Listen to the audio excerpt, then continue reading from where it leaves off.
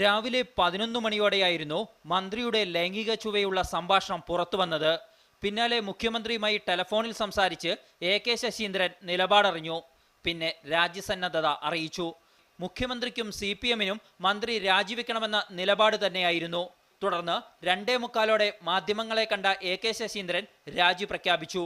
ഈ സാഹചര്യത്തിൽ എൻ്റെ ആദ്യത്തെ കടമ ശരിതെറ്റ് എന്നതിനേക്കാൾ ഉപരിയായി ഈ രാഷ്ട്രീയ ധാർമ്മികതയെ സംരക്ഷിക്കുന്നതിനുള്ള നിലപാട് സ്വീകരിക്കുക എന്നുള്ളതാണ്. ഇടതുപക്ഷ ജനാധിപത്യ മുന്നണി സർക്കാരിൽ നിന്ന് ഞാനിപ്പോൾ വഹിക്കുന്ന ഗതാഗത വകുപ്പ് മന്ത്രിസ്ഥാനത്തു നിന്നും രാജിവെച്ചൊഴിയുക എന്നുള്ളതാണ്. തനിക്ക് വീഴ്ച സംഭവിച്ചിട്ടില്ലെന്നും ശരിയേത് തെറ്റേത് എന്നതിനേക്കാൾ വലുതു രാഷ്ട്രീയ ധാർമ്മികത ഉയർത്തിപ്പിടിക്കലാണെന്നും കെ ശശീന്ദ്രൻ വിശദീകരിച്ചു. തനിക്കെതിരെ ഉയർന്നുവന്ന ആരോപണങ്ങളിൽ ഏതുവിധത്തിലുള്ള അന്വേഷണവും നേരിടാൻ തയ്യാറാണെന്നും ശശീന്ദ്രൻ വ്യക്തമാക്കി. എൻ്റെ ഭാഗത്തു നിന്നും അങ്ങനെയൊരു വീഴ്ച സംഭവിച്ചിട്ടുള്ളതായി എനിക്ക് ഒരിക്കലും തോന്നിയിട്ടില്ല.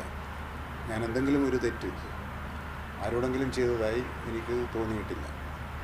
ഈ കാര്യത്തിൽ ശരി തെറ്റുകൾ മനസ്സിലാക്കേണ്ടതുണ്ട്.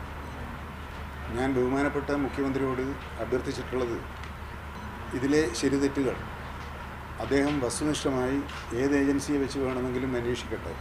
എന്നാൽ വാർത്താ സമ്മേളനത്തിൽ ഒരിടത്തും പുറത്തുവന്ന ശബ്ദശകലങ്ങൾ തന്റേതല്ലെന്ന നിഷേധം നടത്താനും ശശീന്ദ്രൻ തയ്യാറായില്ല. ഉയർന്ന രാഷ്ട്രീയ ബോധം മൂലം താൻ രാജിവെക്കുന്നുവെന്നായിരുന്നു കെ ശശീന്ദ്രന്റെ പ്രഖ്യാപനം.